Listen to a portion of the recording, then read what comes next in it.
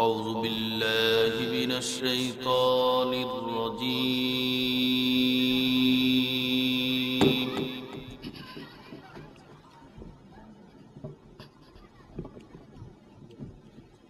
بسم الله الرحمن الرحيم.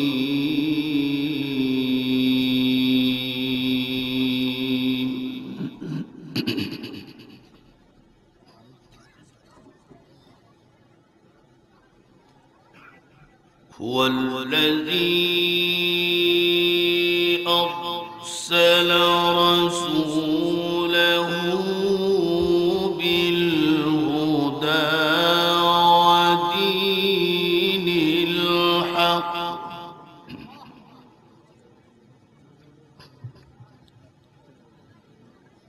ودين الحق ليظهره على الدين كله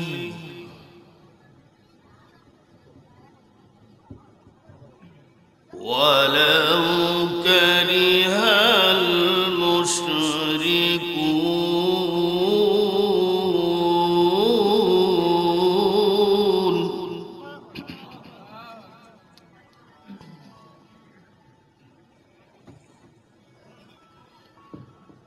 هو الذي أرسل رسوله بالهدى ودين الحق ليظهره على الدين كله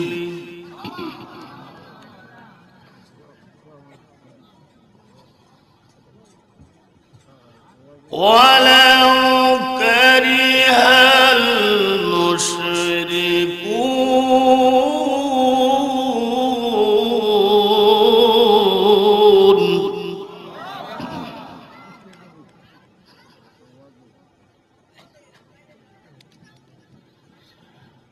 يا أيها الذين آمنوا هل أدلكم على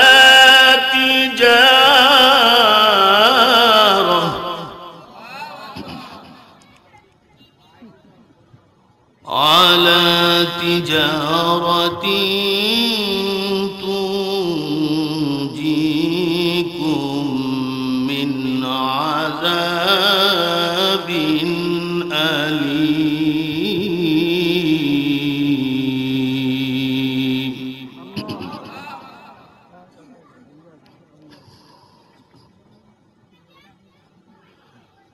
تؤمنون بالله ورسوله وتجاهدون في سبيل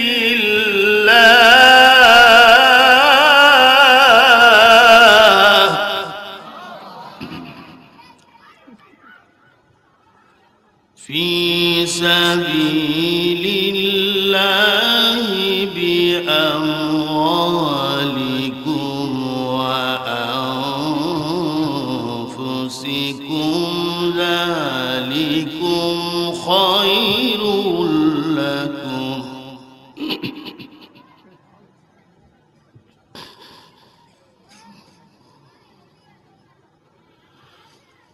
تؤمنون بالله ورسوله وتجاهدون في سبيل الله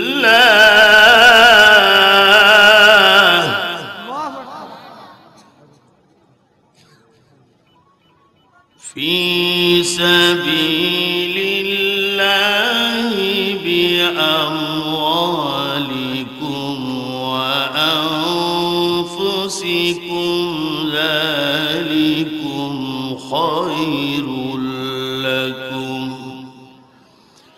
ذلكم خير لكم إن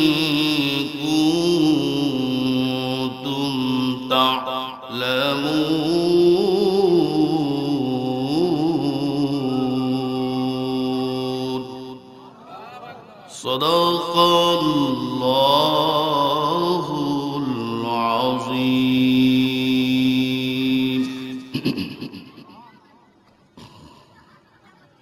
الحمد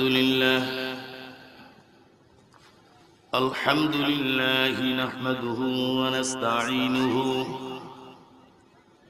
ونستغفره ونؤمن به ونتوكل عليه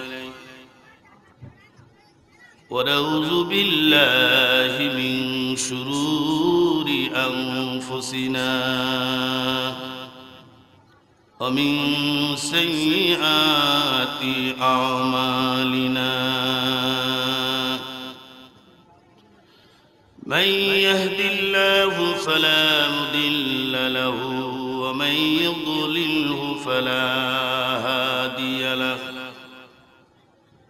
ونشهد أن لا إله إلا الله وحده لا شريك له ونشهد أن سيدنا ومولانا محمدًا عبده ورسوله الذي أرسله بالحق بشيرا ونذيرا وداعيا إلى الله بإذنه وسراجا منيرا فقد قال الله تعالى في كلامه المجيد সকলেই পড়ুন আউযু বিল্লাহি মিনাশ শাইতানির রাজীম বিসমিল্লাহির রাহমানির রহিম কুল ইন্নামা بشر مثلكم يوحى إلي أنما إلهكم إله واحد فمن كان يرجو لقاء ربه فليعمل عملا صالحا ولا يشرك بعبادة ربه أحدا وقال تعالى إن الله وملائكته يصلون على النبي يا أيها الذين آمنوا صلوا عليه وسلموا تسليما محبت قرن اللهم صل على محمد وعلى آل محمد كما صليت وعلى آل إبراهيم إنك حميد مجيد اللهم محبت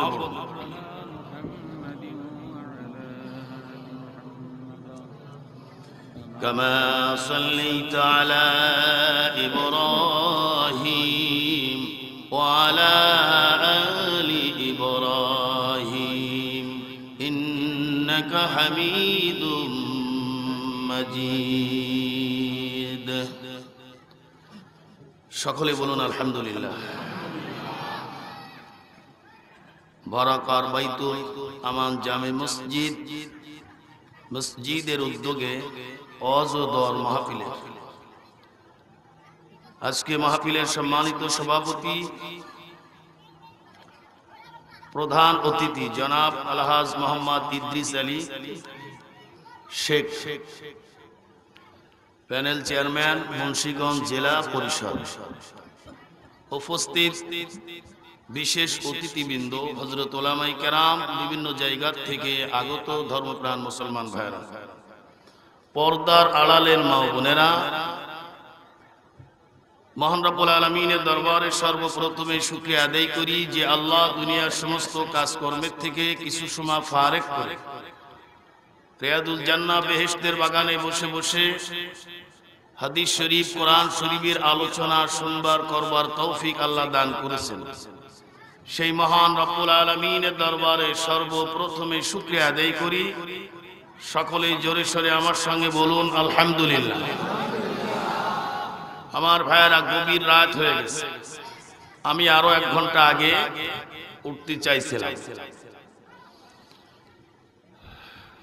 অনেক লম্বা রাত হয়ে গেছে। আমি সংক্ষেপে কিছু আলোচনা করি, দোয়া করে দেব। আলোচনা বেশি শোনা মুখ্য উদ্দেশ্য না, আর আলোচনা বেশি করা উদ্দেশ্য না। আলোচনা যা হয়েছে যথেষ্ট আলোচনা হয়েছে। মাগরিব থেকে শুরু করে অনেক আলোচনা হযরত উলামায়ে কেরামদের জবান থেকে আপনারা শুনছেন। আমাদের মাননীয় চেয়ারম্যান সাহেব, তিনিও ভালো বক্তব্য দিলেন, শুনে খুশি হলাম। অতিথি যিনি আছেন তিনিও বক্তব্য দিলেন। স্টেজে যে সমস্ত উলামায়ে কেরাম অতিথিবৃন্দ আছে, সবাইকে যদি সময় দেওয়া হয় ইসলামের উপরে ভালো বক্তব্য দিতে পারবে ইনশাআল্লাহ। কথা ঠিক না বেঠিক? এবং আপনাদেরকে যদি বলা হয় আপনারাও কিছু কিছু বক্তব্য দেন, আপনাদের ভিতরে বক্তব্য দেওয়ার মতন মানুষ বহুত আছে, আছে কি না? সবাই বক্তব্য দিতে পারবেন, সবাইকে দেওয়া তো সম্ভব না। এই জন্য 2-1 জন অতিথিবৃন্দ বক্তব্য দিয়েছেন, আপনারা শুনছেন। ওয়াজ করা সহজ, ওয়াজ মানা বড় কঠিন। কথা ঠিক না বেঠিক? আপনারা একটু আওয়াজ দিবেন। আমি অল্প সময় আলোচনা করবো, কেন আলোচনা লম্বা করে লাভ নেই। হেদায়েতের জন্য অল্প আলোচনায় যথেষ্ট। আমি সারা রাত আলোচনা করলাম, আপনারা শুনবেন, কিন্তু দেখা যাবে ফজরের নামাজ পড়লেন না, আলোচনায় কোনো লাভ হবে? আমি অনেক সময় বলি এইভাবে, যদি 1 কোটি বার, কতবার? 1 কোটি বার যদি আপনি ওয়াজ মাহফিলে আসে আলোচনা শোনেন, আর একদিনকে যদি ফজরের নামাজটা শুধু কাজা করেন, ছেড়ে দেন, একক তো নামাজ, 1 কোটি বার ওয়াজ শুনলে একক তো নামাজের ঘাটতি পূরণ হবে না। তাহলে ওয়াজের গুরুত্ব বেশি না নামাজের গুরুত্ব বেশি? কিন্তু মুখে বললেন, আমল তো করেন না। আমল ওয়াজের গুরুত্ব বেশি দিলেন। যে মানুষগুলো আপনার আজকে ওয়াজের মাহফিলে আসছেন, এই ওয়াজ শোনা কিন্তু ফরজ না। কথা যদি না বলে, ওয়াজ শোনা কি ফরজ? ওয়াজ না শুনলে জাহান্নামে যাবেন, কোথাও লেখা আছে? নাই। কিন্তু নামাজ না পড়লে জাহান্নামে যাবেন। তাও জাহান্নামে কয়দিন? যদি কোনো ব্যক্তি ইচ্ছা করে একক নামাজ ছেড়ে দেয়, কমপক্ষে তার জন্য 7000 বছর জাহান্নামের আগুনে জ্বলতে হবে। তাহলে নামাজের গুরুত্ব কি পরিমাণ! কিন্তু মানুষ ওয়াজ শুনতে রাজি হয়, নামাজ পড়তে রাজি হয় না। কথা ঠিক না বেঠিক? আমরা বেহেশত যাই না কেন? আমাদের আমল কেন পরিবর্তন হচ্ছে না? অনেকগুলো কাজ আছে, আমরা উল্টো পাল্টা করি, আমরা সঠিক আমল করি না। লাইলাতুল কদর, লাইলাতুল কদরের রাত যাপন করা কি ফরজ? জোরে বলেন। কিন্তু লাইলাতুল কদরের নফল ইবাদতের জন্য যে পরিমাণ গুরুত্ব দিয়ে মসজিদে মুসল্লি আসে, এর 100 ভাগের 1 ভাগ গুরুত্ব দিয়েও মসজিদে ওয়াক্তে নামাজ পড়তে যায় না। কথা ঠিক না বেঠিক? লাইলাতুল বারাত, লাইলাতুল বারাতের দিনে যে পরিমাণ মানুষ মসজিদে আসে, ইবাদত বন্দেগী করে, অথচ দেখা যায় ওই দিনের ফজরের নামাজ পড়ে নাই, যোহর পড়ে নাই, আসর পড়ে নাই, মাগরিব পড়ে নাই, এই সব পড়ে নাই। লাইলাতুল কদরের নামাজ পড়ার জন্য মাথায় টুপি দিয়ে রাস্তাঘাটে ঘোরে। কথা ঠিক না বেঠিক? ইবাদত সব হলো উল্টো পাল্টা। আমরা আমাদের ইচ্ছে মতন আমরা ইবাদত করি, আমরা আল্লাহর মতে নবীর মতে ইবাদত বন্দেগী করি না। আমি আপনাদের ছোট্ট কয়েকটি ধারণা দিব, যদি আপনারা সেই অনুযায়ী চলতে পারেন অবশ্যই আপনাদের ঠিকানা হবে জান্নাত। আচ্ছা, আমি একটু প্রশ্ন করে দেখি এবং টেস্ট করে দেখি। সেটা হলো, আপনারা যারা এখানে বসছেন, আপনারা জাহান্নামে যাইতে চান না জান্নাতে যাইতে চান? আচ্ছা, জাহান্নামে যাবেন কারা কারা হাত উঁচু করেন, তাদের জন্য একটা ওয়াজ বলে দিই, তারপরে ওয়াজ শুরু করি। জাহান্নামে যাবেন কারা কারা হাত উঁচু করেন, কারা থাকে? কেউ যাবেন না? জাহান্নামে গেলে ওয়াজ শোনা লাগবে না, নামাজ পড়া লাগবে না, রোজা রাখা লাগবে না, হজ যাকাত পর্দা পশিদা, স্বামীর খেদমত, পিতামাতার খেদমত কিচ্ছু লাগবে না। গান বাজনা আনন্দ ফুর্তি নাচ ড্যান্স যা আছে, মদ তাড়ি গাঁজা হিরোইন, মামা ট্যাবলেট বাবা ট্যাবলেট খালু ট্যাবলেট আছে না, যত প্রকার আছে সব খাওয়া যায়। ফতোয়া আমি দিলাম, সব খাওয়া যায়, কোনো বাধা নাই, ঠিকানা হবে জাহান্নাম। এই আনন্দ ফুর্তি আরাম আয়েশ ভোগ করবেন এবং জাহান্নামে যাবেন। জাহান্নামের শিরোনাম বললাম, কথাটা বুঝছেন না? কি কি কারণে আপনার জাহান্নামে যাবেন তার শিরোনামগুলো বললাম। এখন আমি একটু ইন্টারভিউ নিতে চাই। এই সমস্ত আরাম আয়েশ ভোগ করবেন, পর্দা পশিদা লাগবে না, গান বাজনা যা মনে চায় তাই করে, নিষেধ নাই, কিন্তু ঠিকানা হবে জাহান্নাম। কারা কারা আনন্দ ফুর্তি নাচ গান ড্যান্স থেকে শুরু করে নে, পিতামাতার খেদমত স্বামীর খেদমত নাই, নামাজ রোজা জিকির আজগার নাই, ইবাদত বন্দেগী নাই, কারা কারা আসেন এই জাহান্নামে যাইতে রাজি আছেন, এই আনন্দ ফুর্তি ভোগ করবেন, সব জায়েজ আপনার জন্য। কারা কারা আসেন এইবার হাত উঁচু করেন, এত সুন্দর সুযোগ সুবিধা ছেড়ে দিবেন? অমুসল্লি সত্য কথা বলবেন, মিথ্যে কথা বলার জন্য এখানে আসেন না, আমরা মিথ্যে কথা বলার জন্য এখানে আসি না। তাহলে আপনারা জাহান্নামে কেউ যাবেন? জোরে বলতে হবে, আসতে বললে হবে না। গেলে বলেন হুজুর আমরা জাহান্নামে যাবো, আসি। কারণ আমাদের এখানে দুইটা পাঠি নিয়ে বসছি, আমাদের এনটিআর একটা পাঠি আছে, সে পাঠি হলো ইবলিস শয়তানের পাঠি। তারাও মাহফিলে অগণিত অসংখ্য চতুর্পাশে ঘুরতেছে। এই ইবলিস শয়তান কোনোদিন চায় না মানুষের মঙ্গল, চাই?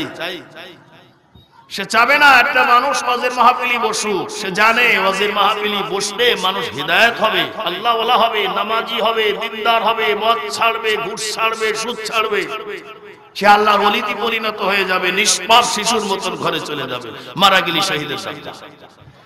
এই জন্যই শয়তান আসতে দিবে না, বাধা দিবে। এই জন্য অনেকে রাস্তাঘাটে দেখেন ওয়াজের মাহফিলে আসছে, তারপরে বহু মানুষ রাস্তায় আছে কি নাই, বহু মানুষ দোকানে আছে কি নাই, শয়তান এগুলো কাটকায় রাখছে যে এখানে থাক। অথচ মাহফিলে বসলে কি লাভ? আর এখান থেকে এই দোকানের ভিতরে রাস্তার ভিতরে দাঁড়াইলে কি ক্ষতি? তারা যদি জানতো, পাগলের মতন দোকানদারি ছেড়ে দিয়ে রাস্তাঘাট থেকে সব মাহফিলে এসে হাজির হয়ে যাবে। আল্লাহু আকবার বলেন, আর একটু জোরে আওয়াজ দেন তো, আল্লাহু আকবার। তাহলে আপনারা জাহান্নামে যাইতে রাজি? যাবেন কোথায়? জান্নাতে জীবনে দেখছেন জান্নাত? দেখেন নাই কিন্তু শুনছেন, কোনো আরামের জায়গা, খুব শান্তির জায়গা। জান্নাতে অনেক নিয়ামতের সুসংবাদ আল্লাহ পাক দিয়েছেন, এই জন্য সেই জান্নাতে আপনারা যাইতে চান। কথা ঠিক না বেঠিক? আমি আলোচনা শুরুর আগেই আমি দেখতে চাই জান্নাতি মানুষ কারা। এই যে জায়গাটা আমরা বসছি, এটা কি স্কুল মাঠ? ও, আমাদের হাজী রফিক ভাইয়ের এটা নিজের জায়গা, এখানে মাহফিল করছে। আমার ভাই, যদিও এটা বাড়ির জায়গা, কিন্তু এইটা আর বাড়ির জায়গা নাই। এই জায়গাটা কিছু সময়ের জন্য বেহেশতের একটা বাগানে পরিণত হয়েছে। আমরা এখন কোথায় বসে আছি? আমরা এখন বেহেশতের বাগানে বসে আছি। কারণ হুজুর এই যে মাটির মধ্যে বসছি, বাড়ির জায়গা, এটা আবার বেহেশতের বাগান কেমনে হবে? এই বাগানের যিনি সুসংবাদ দিয়েছেন তার জীবনী থেকে কিছু আলোচনা আমি করব, যদি আপনারা শুনতে রাজি হন। আমার ভাইরা, এই জায়গার যিনি সুসংবাদ দিয়েছেন তার চরিত্র সম্পর্কে একটু জানার দরকার। কথা ঠিক না বেঠিক?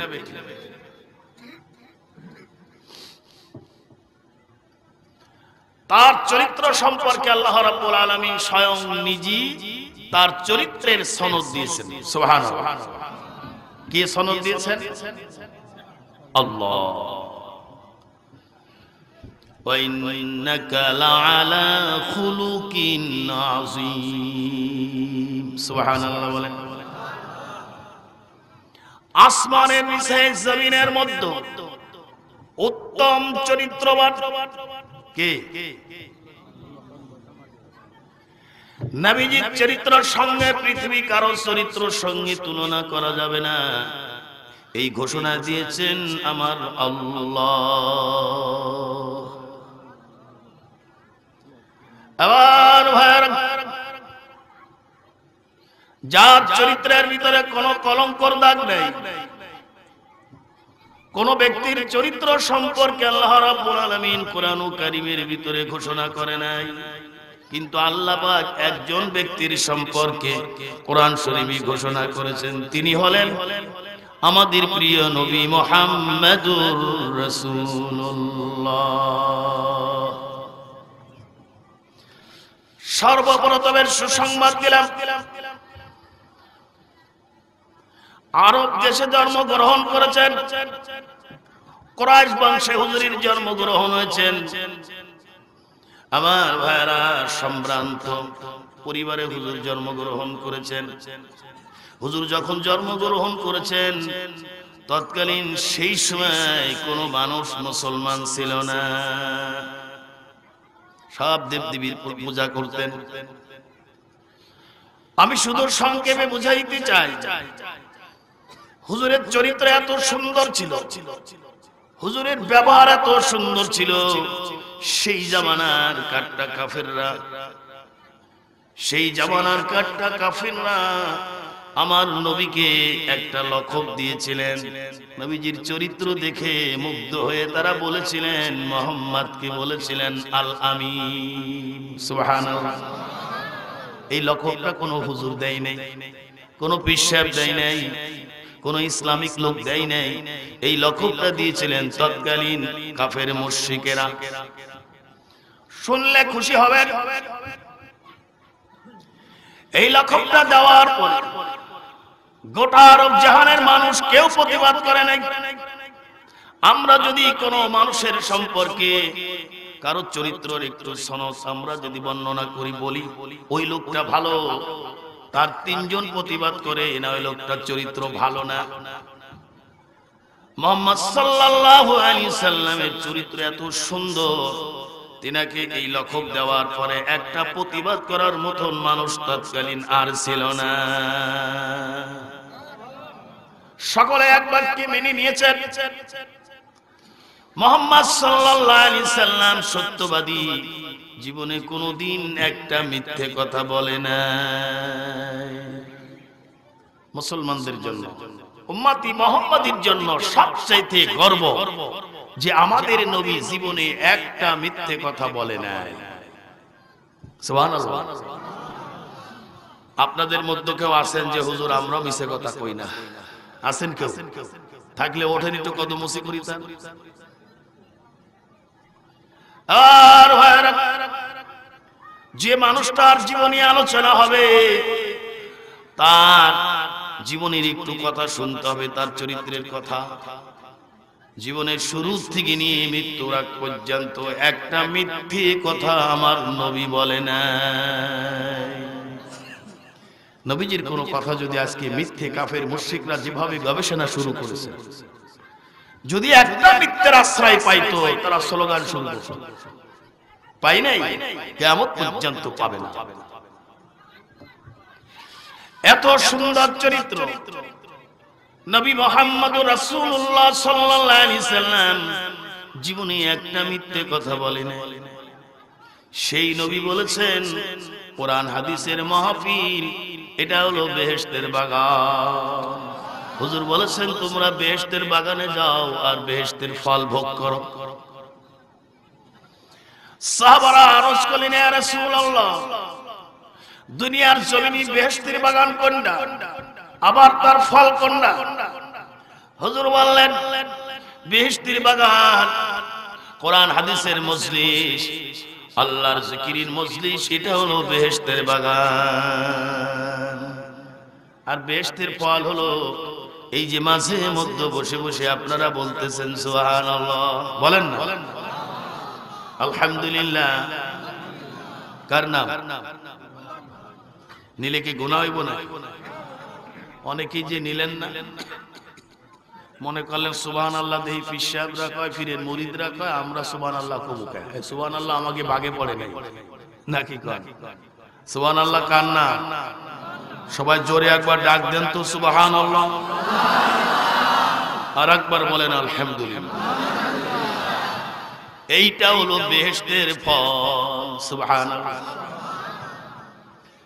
সুবহানাল্লাহ নামটা কার? নিলে লাভটা কি বলবো? আবার ভাইরা বিশ্ব নবী বলেন সুবহানাল্লাহি তামলাহুল মিজান, আলহামদুলিল্লাহি তামলাহুল মিজান। সুবহানাল্লাহ বলেন। একবার কোন বান্দা বান্দির জবান থেকে যদি একবার নিতে পারে সুবহানাল্লাহ, কি পরিমাণ লাভ হবে। একবার যদি কোন বান্দা বান্দি দুনিয়ার জমিন থেকে আল্লাহ পাকের পবিত্র নাম একবার যদি জবান দিয়ে নেয় সুবহানাল্লাহ, একবার নেওয়ার সঙ্গে সঙ্গে এক মিজান পরিমাণ নেকি তার আমলনামায় আল্লাহ জমা করে দিবে। একবার বললে এক মিজান। আবার ভাইরা মিজান ওই দাড়ি পাল্লার নাম। কিয়ামতের ময়দানে যে দাড়ি পাল্লার পরে নেকি আর বদি ওজন হবে, ওই দাড়ি পাল্লার নাম মিজানের পাল্লা। এই পাল্লা কত বড় হবে? গোটা পৃথিবী যত বড় হবে, মিজানের একটি পাল্লা তত বড় হবে। গোটা পৃথিবী যত বড়, মিজানের একটা পাল্লা হবে অত বড়। সুবহানাল্লাহ। তাহলে মোটামুটি তো 10 কিলো হবে। কি বলেন? পাল্লাটা কয় কিলো হবে? কথা বলেন। গোটা পৃথিবীর সমান হবে মিজানের একটা পাল্লা। এই শব্দ শোনার পরে আপনাকে চিল্লাই বলতে হবে সুবহানাল্লাহ। একবার জবান থেকে যদি বলেন সুবহানাল্লাহ, এই মিজানের এক মিজান নেকি আপনার আমলনামায় আল্লাহ দান করবেন। একবার আলহামদুলিল্লাহ বললে এক মিজান নেকি আল্লাহ দান করবেন। হজ মাহফিলে আসলে কমপক্ষে কয়েকশো বার ইচ্ছায় অনিচ্ছায় সুবহানাল্লাহ বলা। কথা ঠিক না ঠিক? এই জন্য হজ মাহফিলে আসলে কোটি কোটি কোটি কোটি নেকি তার আমলনামায় জমা হয়ে যায়।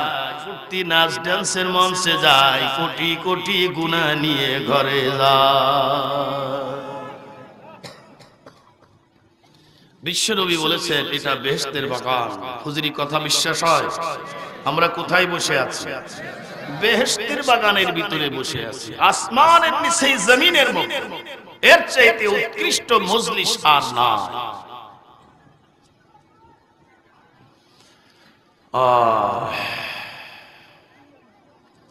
আমার ভাইরা, এমন একজন নবীর উম্মত হয়ে দুনিয়াতে আসছি, কত বড় ভাগ্যবান। সুবহানাল্লাহ। যে নবীর প্রশংসা আল্লাহ স্বয়ং নিজে কোরআন শরীফে করছেন। আল্লাহ যার প্রশংসা কোরআন শরীফে করছেন, তিনি কত বড় দামি নবী। সুবহানাল্লাহ। আবার ভাইরা আল্লাহ রাব্বুল আলামিন কোরআনুল কারীমের ভিতরে নিজেই ঘোষণা করতেছেন, প্রশংসা করতেছেন আমার নবী মুহাম্মদুর রাসূলুল্লাহ সাল্লাল্লাহু আলাইহি সাল্লাম সম্পর্কে। আল্লাহ নিজেই বলতেছেন, সকলে আমার সঙ্গে পড়ুন, বিসমিল্লাহির মহব্বতে পড়ুন, বিসমিল্লাহির রহমানির রহিম। ওয়ামা আরসালনাকা ইল্লা রাহমাতাল লিল আলামিন। সুবহানাল্লাহ। উম্মতি মুহাম্মাদীর জন্য সুসংবাদ, আমাদের নবীর প্রশংসা করতেছেন আল্লাহ। কে করতেছেন? আল্লাহ। কোন আল্লাহ? আল্লাহর চেনেন? আল্লাহ চেনেন কারা কারা? হাত উঁচু করেন তো। আল্লাহর চেনেন? হ্যাঁ, হাসাই চেনেন? আলহামদুলিল্লাহ। তাই তো আপনারা আল্লাহর ওলি হয়ে গেছে, কুতুব। আচ্ছা, আল্লাহরে যারা চিনেন, আল্লাহর নাম কি কোন তো? জোরে কর। অনেকে মুখ বন্ধ করে থাকে। আল্লাহর নাম সুবহানাল্লাহ, আল্লাহর নাম আলহামদুলিল্লাহ, এগুলো নাম আছে। আল্লাহর জাতি নাম কোনটা? জোরে কর। অস্করি শান্তি হবে না, কারণ আপনারা স্পিরিট নাই, ঈমান দুর্বল। আমি তো ডায়াবেটিসের মানুষ, শরীর ঘামতেছে। হাইপো হলে, ডায়াবেটিস প্রেসার থাকলে শরীর ঘামে, এজন্যই শরীর ঘামতেছে। তারপরেও ইনশাআল্লাহ ওয়াজ শেষ করে মরিয়ার বাসে, ওয়াজ শেষ করে মোনাজাত করে তারপরে যাব। কেবল শুরু করলাম তো, স্টার্ট দিছি আস্তে আস্তে। কেমরি জোর হবে, জোর কমবে না ইনশাআল্লাহ। কিন্তু আপনাদের জোর জোর তো কমে গেছে। আপনাদেরকে একটু জোর হবে, আওয়াজ হবে, হবে। হ্যাঁ, আল্লাহর নাম কি? আল্লাহ না, আল্লাহর নাম হলো আল্লাহ। শব্দটা পৌর হবে, মুখ ভরে বলতে হবে, শুদ্ধ করে বলতে হবে, আল্লাহ খুশি হবে। আল্লাহর নাম হলো আল্লাহ। অনেকে গ্রাম অঞ্চলে আছে, দেখছেন না তো, এত শুদ্ধ শুদ্ধ কারি সাহেব আজান নিয়ে মারামারি করে। হে মুসল্লি কয় আমি দেবো, হো কয় আমি দেবো, দুইজন ইন্টারভিউ হয়, কে সই করে সেই দেবে আজান।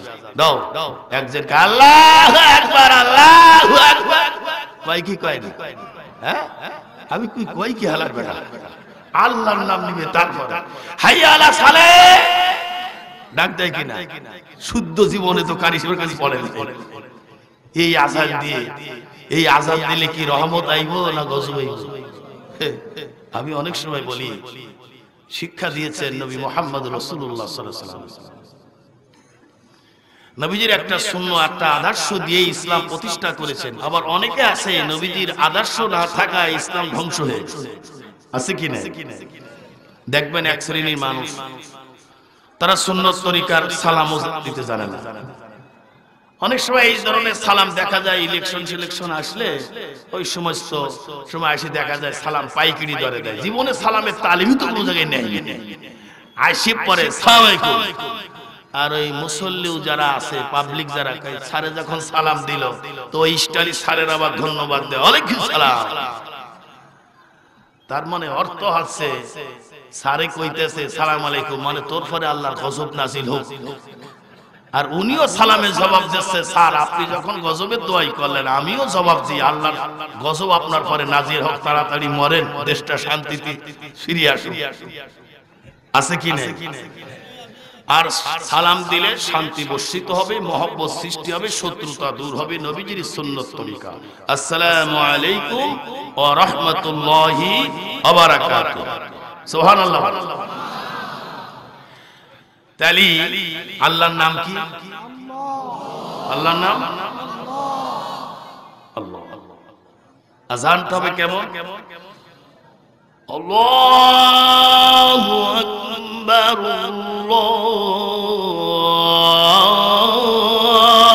আল্লাহু আকবার, আল্লাহু আকবার,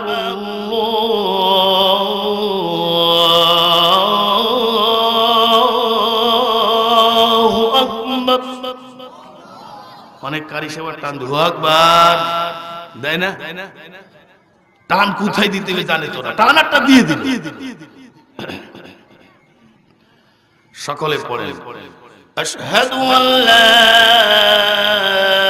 ইলাহা ইল্লাল্লাহ,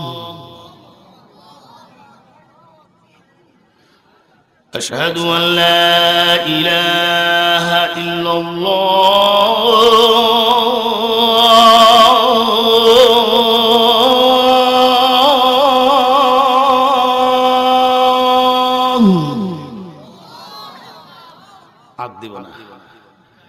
এই আল্লাহর নাম কি?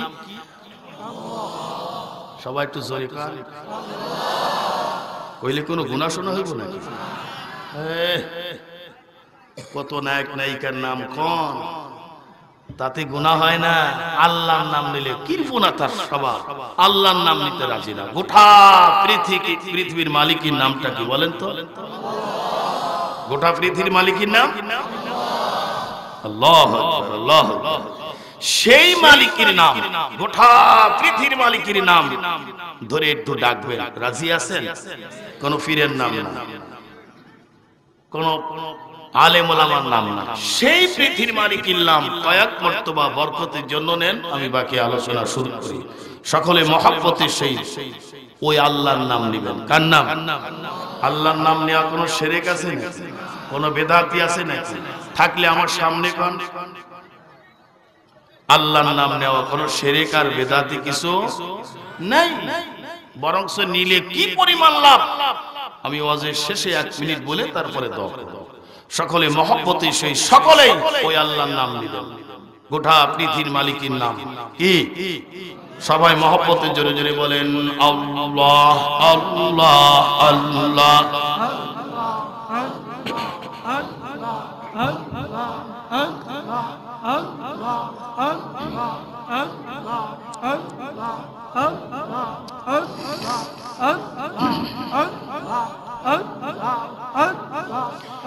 লা ইলাহা ইল্লাল্লাহু মুহাম্মাদুর রাসূলুল্লাহ। বলেন সাল্লাল্লাহু আলাইহি ওয়াসাল্লাম। বলতেছিলাম আল্লাহ নিজেই প্রশংসা করতেছেন। কার প্রশংসা করতেছেন? নবীজি। আর আসমানের নিচে জমিনের মধ্যে যত নবী রাসূল পয়গম্বর পৃথিবীতে আল্লাহ পাঠিয়েছেন, কোন নবী রাসূল সম্পর্কে এমন দ্বিতীয় আর কোন আয়াত আল্লাহ নাজিল করে না। কোন নবী সম্পর্কে রাজি করে আমাদের নবী, প্যারে নবী মুহাম্মাদুর রাসূলুল্লাহ সাল্লাল্লাহু আলাইহি সাল্লাম সম্পর্কে আল্লাহ নিজে প্রশংসা করতেছেন। ওয়ামা আরসালনাকা ইল্লা রাহমাতাল লিল আলামিন। সুবহানাল্লাহ। আল্লাহ বলেন আমার হাবিব মুহাম্মাদুর রাসূলুল্লাহ সাল্লাল্লাহু আলাইহি সাল্লাম কি দুনিয়াতে আমি রহমত স্বরূপ প্রেরণ করলাম। নবীজি আমাদের জন্য কি গজব না রহমত? রহমত।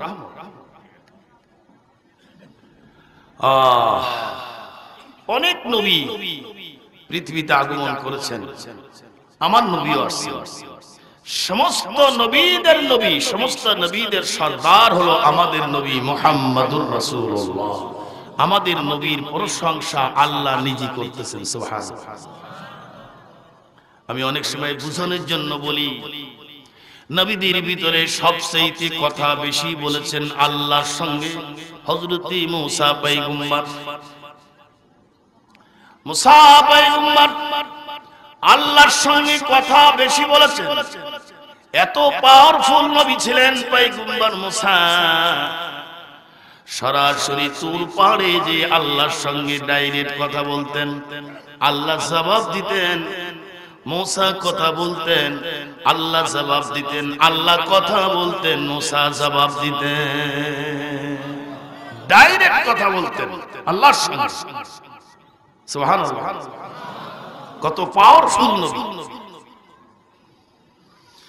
একটা ঘটনার পরিপ্রেক্ষিতে মুসা আলাইহিস সালাতু ওয়াস সালাম আল্লাহকে ডাক দিলেন, আল্লাহ তোমাকে দেখতে মনে চায়, তুমি একটু আমাকে দেখা দাও, রব্বি আরিনি, আল্লাহ তুমি দেখা দাও।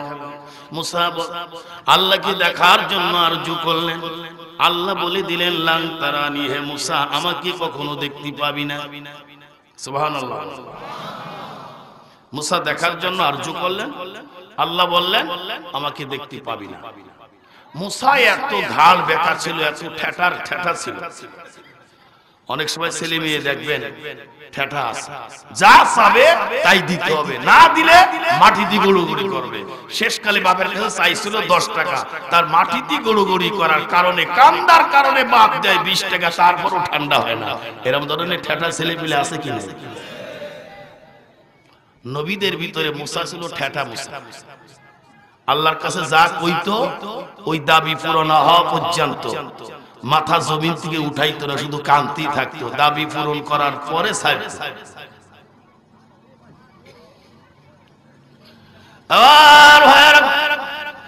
মুসা আলাইহিস সালাতু ওয়াস সালাম মাথা যদি একবার জমিনের ভিতরে লাগাইতে পারে, দাবি আদায় না করা পর্যন্ত মাথা উঠাইতো না।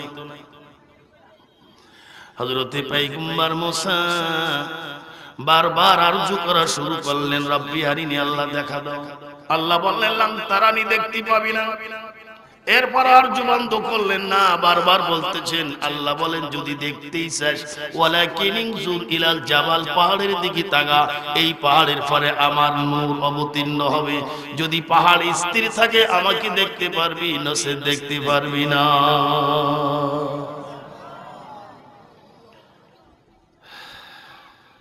মুসা আলাইহিস সালাতু ওয়াস সালাম পাহাড়ের দিকে নজর করলেন, আল্লাহ রাব্বুল আলামিনের নূর ছাড়লেন, আল্লাহ তাজাল্লিতে পাহাড় জ্বলে পড়ে সরকার হয়ে গেল।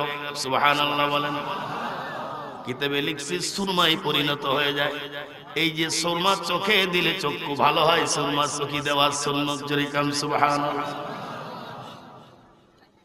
অখররা মুসা দাইকা, মুসা বেহুশ হয়ে জমিনে পড়ে গেলেন। আল্লাহর শুকরিয়া আদায় করলেন, আল্লাহর নূর দেখে মুসা বেহুশ হয়ে জমিনে পড়ে গেলেন। এত পাওয়ারফুল মুসা, আল্লাহর সঙ্গে সরাসরি কথা বলতেন। শুধু তাই না,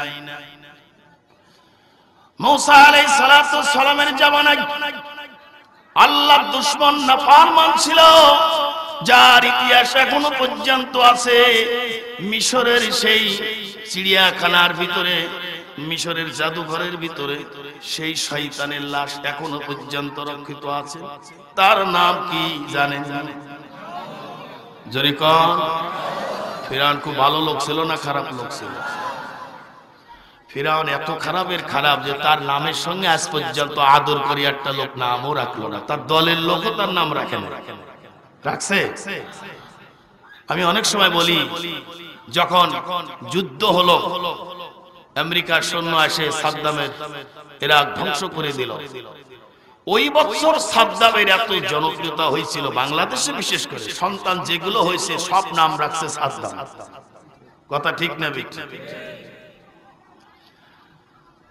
আবার ফিরআউন নিজেকে খোদা দাবি করলো, বিশাল সাম্রাজ্যের মালিক, স্বর্ণ সমন্ত অর্থের অভাব ছিল না। সেই ফিরআউনের নাম আজ পর্যন্ত একটা ছেলে মেয়েও তার দলের লোকও আদর করে রাখলো না। নেতার নামের সঙ্গে নাম রাখলাম ফিরআউন। রাখছে? তার দলের লোক রাখছে? তাহলে বোঝা গেল হালার গোটা ভালো না। কথা ঠিক না বেটি? এ হালা মরছে না খুশি না বেজায়?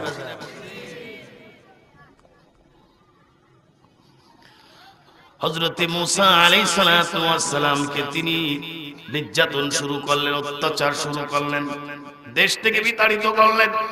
মুসা পয়গম্বর অল্প সংখ্যক তার লোকজন নিয়ে কওমের লোক নিয়ে ফেরাউনের দেশ থেকে পালানোর জন্য চেষ্টা করলেন। সামনে অগ্রসর হচ্ছে, ফেরাউনের সৈন্য সামন্ত পিছনে আসতেছেন, ধাওয়া করছেন। আল্লাহর কুদরত বুঝা বড় দেয়। আল্লাহ বলেন, আমি যাকে বাঁচাবো পৃথিবীর কেউ তারে মারতে পারবে না, আর আমি যারে মারবো পৃথিবীর কেউ তারে বাঁচাইতে পারবে না। হায়াতের মালিক কে? মৌতের মালিক কে? আল্লাহ বাঁচাইতে পারে, এই বিশ্বাস আছে? আল্লাহু আকবার।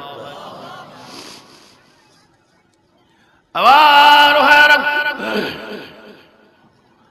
আল্লাহ রাব্বুল আলামিন কুরআনুল কারীমের ভিতরে আল্লাহ বলেন, বিসমিল্লাহির রহমানির রহিম,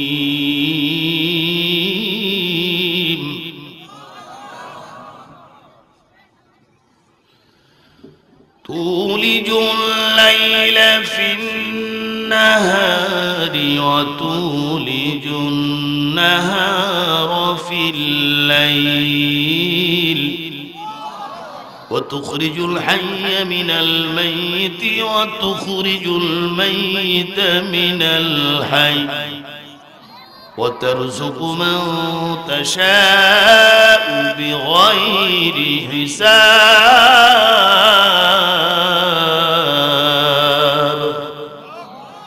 ওই আল্লাহর নাম নেন, আল্লাহ আল্লাহ আল্লাহ আল্লাহ।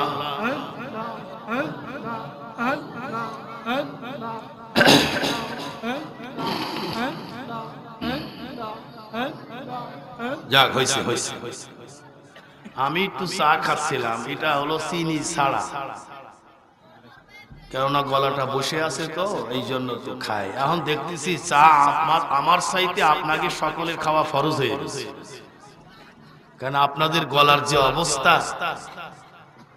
আল্লাহর নাম নিবেন, তারপরে মরা মুরগি মনে কত কষ্ট, কত দুর্বল, দুই এক খাই দিলে মনে ইন্তেকাল ফরমাই। আরে আল্লাহর বান্দা সব শক্তি লাগায় দুনিয়ার কাজে। এই যে কিছুদিন আগে ইলেকশন আসছিল, ইলেকশন হয়েছে না কিছুদিন আগে, আমি নিজে শহরে থাকি, আমি দেখছি 4টে প্রতীক নিয়ে দাঁড়াইছে, নৌকা, ধানের শীষ, লাঙ্গল, পাকা। কথা ঠিক না ঠিক না? আমি নিজেই দেখলাম কি কদন মারল, জোরে বল নৌকা, আরেক দল কয় ধানের শীষ, আরেকজন কয় লাঙ্গল, হাড়া লাগা পাঙ্কা, স্লোগান দেশে কিনা। আমি আপনাদের কাছে একটা ফতোয়া জানতে চাই। আলেম ওলামা আছেন, সকাল থেকে শুরু করে সন্ধ্যা পর্যন্ত যদি একজন ব্যক্তি বলে নৌকা নৌকা নৌকা, ধানের শীষ ধানের শীষ ধানের শীষ, লাঙ্গল লাঙ্গল, ফল পড়ে না পাকা পাকা, সত্য করে বলেন, ফতোয়া দেন, কিতাব দেখান, কয়টা নেকি হবো? জোরে কর। হুজুরির দলের পাখা এরা করলে নেকি হইব না? হ্যাঁ, সারাদিন স্লোগান দিলেন, একটা নেকি নাই, গলা হাঁটা হালালেন। আবার মাঝে মধ্যে বলেন জোরে জোরে, জোর হলো না, আরো জোরে, তালে তালে, কয় কি কয়। আবার সারাদিন প্রতীক নেই, রাত নেই, দিন নেই, স্লোগান দিলেন, একটা নেকি হলো না। আরে মাহফিলে বসে যদি আমার আল্লাহর নামের একবার স্লোগান দেন, এক মিজানের পাল্লার এক পাল্লা নেকি আপনার আমলনামায় জমা হয়ে যায়। এই আল্লাহর নাম নিতে কি বোনাতা করে। ইলেকশন আসলে গায়ে শক্তি আসে, কথা ঠিক না বেটি? এত শক্তি ভালো না, কথা ঠিক না বেটি? শক্তির মালিক কে? এই বাংলাদেশে একজন নাম শুনেছি, বাড়ি কোন জায়গায় তাও জানি না, এত ইতিহাস জানি না, শুনেছি এক ব্যক্তির নাম গামা। গামা ছিল, নাম শুনছেন? গামা কি বাংলাদেশের লোক না বাইরের? ইন্ডিয়ান। ইন্ডিয়ান। এই গামা নাকি এত শক্তিশালী পালোয়ার ছিল, সে একটা ঘুষি মারলে নাকি 3.5 মণ ওজন ছিল এক ঘুষি, দুটো মারলি কাট শেষ, ইন্তেকাল ফরমাই। ওর ঘুষি যে কি দিয়ে মাপছে আল্লাহই ভালো জানে। এই গামা এত শক্তিশালী, এক খুশির ওজন 3.5 মণ। এই গামার শক্তি কমাইতে কমাইতে আমার আল্লাহ এই পর্যন্ত নিয়ে আসছে। যেদিন এক কাপ চা খাইতে যাই এরকম হাত কাঁপতেছে। বুড়ো মজে গেলি কাঁপে কি কাঁপে না? যতই শক্তিশালী হোক, যখন রক ঢিলা হয়ে যাইব, চামড়া ঢিলা হইব, শক্তি কমে যাইব, এরকম কাঁপে কি কাঁপে না? এই কথা কে বলতেছেন? আল্লাহ নিজেই বলতেছেন, সুম্মা লিতাকুনু শুয়ুখা। আল্লাহু আকবার। বান্দারে শোন, এমন একটা দিন জীবনে তোর আসবে, 2.5 মণের বোঝা মাথায় করে নি দৌড়াবি। এমন একটা দিন তোর জীবনীতে আসবে, আমি আল্লাহ সতর্ক করে দিলাম, সাবধান হয়ে যা। শক্তির বাহাদুরি করিস না, 40-এর পরে তোর শক্তি নেওয়া শুরু করব। নিতে নিতে এমন পর্যায়ে নেব 2 কেজি ওজনের প্যাকেট নিয়েও হাঁটতে পারবি না। একই গাভীর দুধ খাবি, একই পুষ্করিণীর মাছ খাবি, একই পাতিলের খানা খাবি, কত শক্তিশালী ফল ফলুট খাবি। তোর ছেলে শক্তিশালী হবে আর তোর শরীরের শক্তি দিন দিন দিন দিন শেষ হয়ে যাবে। তোর শরীরে শক্তি থাকবে না, চামড়া ঢিলা হবে, চুল পেকে যাবে, দাঁতের শক্তি, চোখের শক্তি কমে যাবে। আমি আল্লাহ হুঁশিয়ার করে দিলাম, সুম্মা লিতাকুনু শুয়ুখা। অহংকারী করিস না, শক্তির অহংকারী করিস না। এই শক্তি একদিন থাকবে না, 40-এর পরে তোর শক্তি নিয়েই যাবে। যে শক্তি ছিল আপনাদের 40-এর পর, যাদের বয়স বেশি হয়ে গেছে, শক্তি তো আছে, আছে না? আছে, শক্তি আছে। নিজেই বলে যে এই শরীরে কত বাহাদুরি, কত শক্তি, কত বল ছিল। আজকে লাঠি নিয়ে রাস্তায় চলে, লাঠি যায় একদিকে, উনি যায় আর একদিকে। হয়েছে কিনা? এই শক্তি কে নিয়ে গেল? আল্লাহর কোরআন সত্য হলো না মিথ্যে হলো? আচ্ছা, এইটার নাম কি বলেন তো? এইটার নাম কোরআন না, কুরআনুল কারীম অথবা কোরআন শরীফ।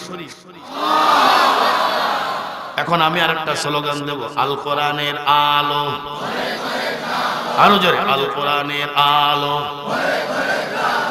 আল হাদিসের আলো, কোরআন সুন্নাহর আলো। আলহামদুলিল্লাহ। এবার ছোট্ট একটা গজল আপনাদের সামনে উপস্থাপনা করব। সমাধান, সুবহানাল্লাহ। সমাধান যদি চাও জীবনে মরণে, খুঁজে নাও ফিরে এসো, চোখ রাখো কোরআনে। সমাধান, ও সমাধান, সমাধান যদি চাও জীবনে মরণে, ফিরে এসো, খুঁজে নাও, চোখ রাখো কোরআনে। কথা ঠিক না বেঠিক? সমাধান কে করবে?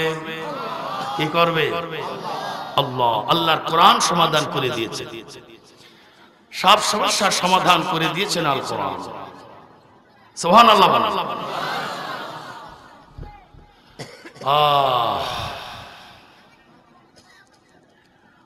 প্রাণের শক্তি কম ছিল না, অর্থের শক্তি, শারীরিক শক্তি, জনশক্তি, অস্ত্রের শক্তি কম ছিল না। মুসা আলাইহিস সালামকে ধাওয়া করলেন, ধরবেন, মারি শেষ করে হালাইবেন। আল্লাহ কয় পয়গম্বর মুসা, চিন্তা নেই, আমি তোর সঙ্গে আছি। হায়াতের মালিক কে? মৌতের মালিক কে? বিশ্বাস হয়? এই রাতের মালিক কে? দিনের মালিক কে? আল্লাহ কয়, আমি যা পারি পৃথিবীর কেউ পারে না, আর পৃথিবীর মানুষ যেটা পারে না সেটা আমি আল্লাহ পারি, তাই আমার নাম হয়েছে আল্লাহ। আল্লাহ নাম ধারণ করা সবার পক্ষে সম্ভব? এই কাটটা কাফের, এই ফিরাউন, সে নিজেকে নিজে শক্তির অহংকার, অর্থের অহংকার, জনশক্তির বলে নিজেকে নিজে খোদা দাবি করছে। সেদিন খোদা দাবি করে যে বিপদে পড়ছে, এইটা ইতিহাস হয়ে গেছে, কিয়ামত পর্যন্ত আর কেউ খোদার পাঠ নিবে না। ক্ষুধা দাবি করছেন। আল্লাহর কুদরত বোঝা বড় দায়। দেশের ভিতরে দুর্ভিক্ষ দেখা দিচ্ছে, পানি ফুনি নাই, মানুষ না খেয়ে মরে, গরু ছাগল না খেয়ে মরে। কওমের নেতারা সব লোক চলে আসছেন ক্ষুধার কাছে, কারণ ক্ষুধা অলিনর ক্ষমতা, ক্ষুধা কইলে পানি দিয়ে দিব। সব লোক এসে ফিরআউনকে বললেন, ও ফিরআউন, ও আমাগো খোদা, আমাদের দেশে পানি হয় না, বৃষ্টি হয় না, খাল নদী নালায় কোনো পানি ফুনি কিচ্ছু নাই, আপনি তাড়াতাড়ি তো পানির ব্যবস্থা করে দেন, আমরা খাইয়ে বাঁচি। এখন এই খোদার কাছে পানি চাইছে, খোদা তো পানি দিতে পারবে, ক্ষমতা আছে না? আল্লাহ মাফ করুক, খোদার চেহারা তো দেখছেন, এই বিভিন্ন জায়গায় খোদার চেহারা দেখছেন না? ফেসবুকের ভিতরে দেখছেন না খোদার চেহারা? মানে উড়সুঙ্গর মতো, শুয়োরের চাইতে খারাপ। কথা ঠিক না বেঠিক? কারণ হুজুর এত বড় নেতারে শুয়োর কইলেন, শুয়োর একটা জানোয়ার, শুয়োর কয়া জায়েজ আছে, শুয়োরের নামও কোরআন শরীফের ভিতরে আছে, খিনজির আছে না? এই বান্দর চেহারা সঙ্গে সঙ্গে উলচঙ্গর মতন হয়ে গেছে, টেনশনে চিন্তায় মুখ শুক হয়ে কালা হয়ে, খুব টেনশন। জনগণের দাবি পানি এখনই দিতে হবে, না দিতে পারলে ক্ষুধাগিরি থাকবো না, আজকে নকল ক্ষুধা ধরা পড়ে যাব, আমার মাতবাড়িয়া থাকবো না। সঙ্গে সঙ্গে মুখ চুপ কালা হয়ে টেনশনে মাথা নিচু করছে। ওনার ঘরে একজন ছিল জান্নাতি মানুষ, নাম কি জানেন? জোরে বলেন। আসিয়া ভালো লোক না খারাপ লোক? এই জন্য বহু মহিলারা এই আসিয়ার নামের সঙ্গে নাম রাখে, কারণ ভালো লোকের সঙ্গে নাম রাখলেই সে যাবে জান্নাতি, এই মহিলাগুলো যাবে জান্নাত। কিন্তু আমাদের দেশের নামের তো স্টেশন ঠিক নেই, নাট ভোল্টু স্ক্রুপ নাম রেখে দেয়, চায়না ফায়না ফ্রিজ বিরি যা আছে চায়না মাল চলে বেশি, আদর করে মেয়ের নাম রাখছে চায়না, কেন চায়না মাল চলে। শেষকালে দেখা যায় বিয়ের সময় কাস্টমার নাই, কিরে এত প্রোডাকশন সারা দেশে চায়না চলে, আমাকে চায়না রে কেউ নেয়, আছে কি নেই? আল্লাহ কয় নিয়তটা সহি কর, তোর মেয়ের বিয়ে এমনি হবে, চায়না নাম রাখলে বিয়ে হবে না, মুসলমানে বিয়ে করবো না, মুসলমানে বিয়ে করবো আসিয়া, মুসলমানে বিয়ে করবো ফাতেমা, মুসলমান বিয়ে করবো আয়েশা, এরকম বিভিন্ন নাম রাখবি নেককার জান্নাতি মহিলাদের সঙ্গে, দেখবি তোর মেয়ে এমনি বিয়ে হয়ে যাবে নামের বামের। আসিয়া ফিরআউনের পক্ষে ছিল না বিপক্ষে ছিল? ঘোর বিপক্ষে। আসিয়া হলো এক খোদার বিশ্বাসী, আর ফিরআউন হলো কাফের, খোদার দুশমন। ঘরের ভিতরে সবসময় অশান্তি লেগেই থাকে। আসিয়া যা কয় ফিরআউন তা মানে না, ফিরআউন যা কয় আসিয়া মানে না, ঘরের ভিতরে ধাওয়া পাল্টা ধাওয়া। এরকম অনেকের ঘরে আছে কি না? আমি এক জায়গায় সালিশ করতে গিয়েছিলাম বিয়েতে, বউ করে আমলিগ, জামাই করে বিএমপি, আছে কি না এরকম? দুইজনে বাড়ি বাড়ি তালাক দেওয়ার পর্যায়ে চলে গেল। বললাম থামেন, কি হয়েছে? ঘরের হে করে আমলিগ, আমি করি বিএমপি। শান্তি আছে না অশান্তি আছে? দুই দল এক তো নাকি বলে, খুব মিল মহব্বত না দুই দলের? সতীনি চাই তো খারাপ, কথা ঠিক না বেঠিক? এরকম অশান্তি অনেকের ঘরে আছে, আছে কি না? জামাই নামাজি, বউ বেনামাজি, আছে কি নাই? বউ নামাজি, জামাই বেনামাজি, আছে কি নাই? এক মহিলা তো বলেই বসলো, হুজুর ঘরের শান্তি না, এক দাতাল নিয়ে ঘুমোই, এ দাতাল নামাজ পড়ে না, আমার ঘর করতে মনে চায় না, জোর করে বাপ মা বিয়ে দেশে যাইতেও পারি না, স্বামীরই দাতাল কয়। এরকম লোক আছে কি না? আবার অনেক স্বামী কয় যে বিয়ে করছি কালাসরা কালাসরা, হুজুর জীবন যাইতে রাজি, পশ্চিম দিকে ফেরে না। এরকম মহিলা আছে কি? অনেক ঘরের ভিতরে জান্নাতি মহিলা, অনেক ঘরের ভিতরে জাহান্নামের মহিলা, আছে কি নাই? শান্তি অশান্তি সবার জায়গায় আছে। যদি জামাইও নামাজি হয়, বউ নামাজি হয়, সে ঘরে বেহেশতের বাগান, বেহেশতের ঘিরান, যেরকম সুবহানাল্লাহ। আর ভাইরা ডাক দিলেন, জনগণ দাবি করলো পানি নাই, খাল বিল নদী নালা শুকিয়ে গেছে, একটু পানির ব্যবস্থা খোদা করে দেন। খোদার মুখ সুখ শুকে একবার মাথা নিচে করে, মনে মরা মরা ভাব, শালার বেটা মরে না কেন? আসিয়া পিছন থেকে এসে ডাক দিয়ে বলে, ও খোদা কি হয়েছে তোমার? ও খোদা কি হয়েছে? জনগণে দাবি করছে পানি, পানি না দিলে খোদাগিরি থাকবে না, তো আপনি কয়ে দেন, বলে দেন, হয়ে যাক পানি, টেনশনের কি আছে? আসিয়া একটু ঠেস মেরে আপনি বলে দেন পানি হয়ে যা, আপনার টেনশন কি, আপনি তো ক্ষুধা। বেটা রাগ হইব না খুশি হইব? একটা কথা বলে মানুষ, কাটা ঘাড় পরে লবণ ছিটন। এমনি জাল যায় যায়, জনগণ সব চলে যাবো, ক্ষুধাগিরি থাকবো না। সেখানে আসিয়া এসে আবার ঠেস মেরে বলে দেন পানি হয়ে যা, ক্ষুধাগিরি টিকে থাকবে, আপনি তো ক্ষুধা। চুপ থাক, সব জায়গায় কেরামতি চলে না। আমি পানি খুলি পানি আইব নাকি? তাহলে ক্ষুধা কনকা, আপনি ক্ষুধা দাবি করেন কেন? সকালবেলায় নাস্তা করে নাই, ক্ষুধা। টেনশনে নাস্তা হয়? হ্যাঁ, আমি এক নেতার কাছে সারা দিন ঘুরছে ভোটের জন্য, সন্ধ্যের সময় একটা রুটি খায়, রুটি। ব্যাপারটাই খান নাই, টেনশনে খাওয়া নাই। টেনশন তাহলে খাওয়া আসে? সকালে নাস্তা নাই, দুপুরের খানা নাই, সৈন্য সমস্ত ডিক্লার দিল জঙ্গলে যাব, বিশেষ কাজ আছে। তোমরা এমন ভাবে ডিউটি করবা যেন একটা পাখি পর্যন্ত জঙ্গলে যাইতে না পারে। আমি ফিরআউন খোদা বলতেছি। খোদা যদি এই কথা বলে তাহলে কি অবস্থা? সেই জামানায় যত সৈন্য সামন্ত ছিল সব এমন ভাবে জঙ্গল ঘেরাও করে নিয়েছে, একটা পাখি যেন উড়ে ভিতরে না যায়। খোদা জঙ্গলের ভিতরে যাইতে। আসিয়া দেখলো আমার খোদা সকালে নাস্তা করলো না, দুপুরের খানাও খাইলো না। উনি এক গাছি রশি নিয়ে ঘোড়ার পিঠে উঠে জঙ্গলের দিকে যাচ্ছে। আসিয়া ডাক দেখায়, দাসী রে, সর্বনাশ করছে, আমার খোদা সকালে খাইলো না, দুপুরে খাইলো না, দড়ি নিয়ে জঙ্গলে গেল। গলায় ফাঁসি ফাঁসি দিয়ে মরবো নাকি? না, আল্লাহর বেটা, চল তো দেখি আসি। আসিয়া তার দাসী নিয়ে তিনি জঙ্গলে ঢুকছেন। এখন ফিরআউনের হুকুম যেন একটা পাখি না ঢোকে। এখন যদি আসিয়া দেয়, আসিয়ার কি নিষেধ করবো? ফিরআউনের স্ত্রী দাঁত থাকবে না, একটা ঢুকে গেছে। যার পরে দূর থেকে গোপনে যেয়ে দেখে দুইটা পা গাছের সঙ্গে বাঁধে, কপাল আর নাক মাটিতে ঠেকায় ডাক দিচ্ছে, ও পৃথিবীর মালিক, আমি ফিরআউন খোদা দাবি করেছি। আমি তো আসলে খোদা না, আমি 2 নম্বর খোদা, তুমি হলো 1 নম্বর খোদা।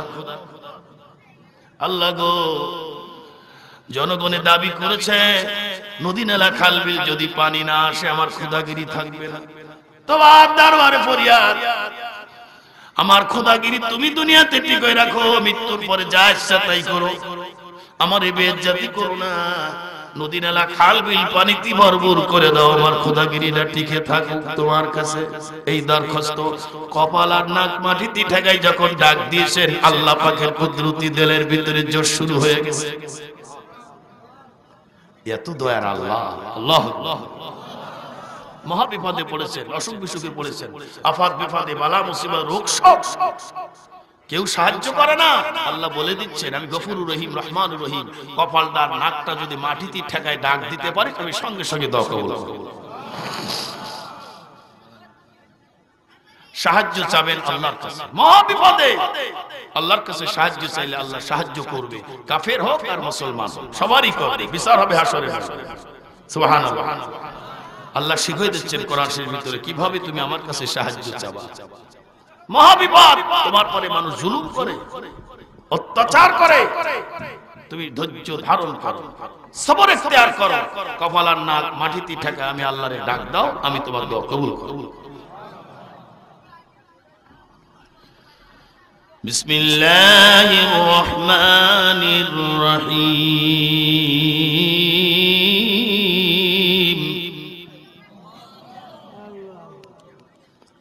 ওয়াস্তাঈনু বিস-সাবরি ওয়াস-সালাহ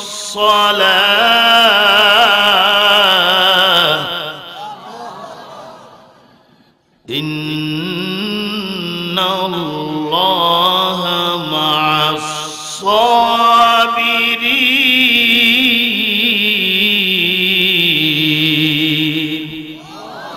কার কথা?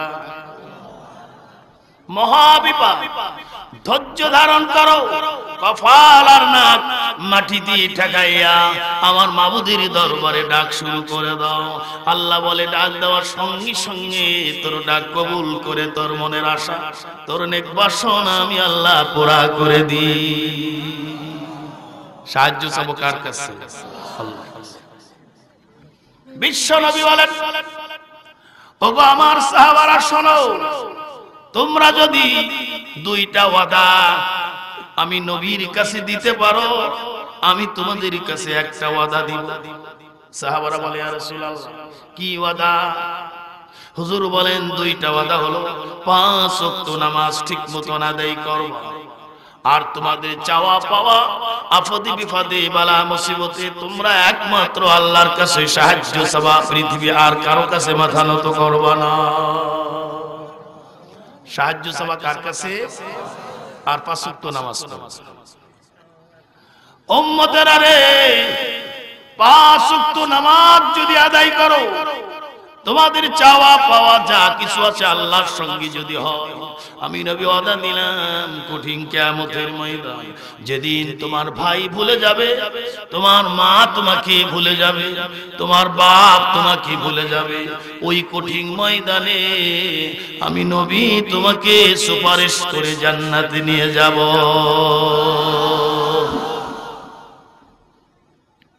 ওয়াদা হলো দুটো, 5 ওয়াক্ত নামাজ আর সকল মুসিবতে বিপদে আফাদে চাবো কার কাছে? মাথা নত কার কাছে করব? আল্লাহর কাছে।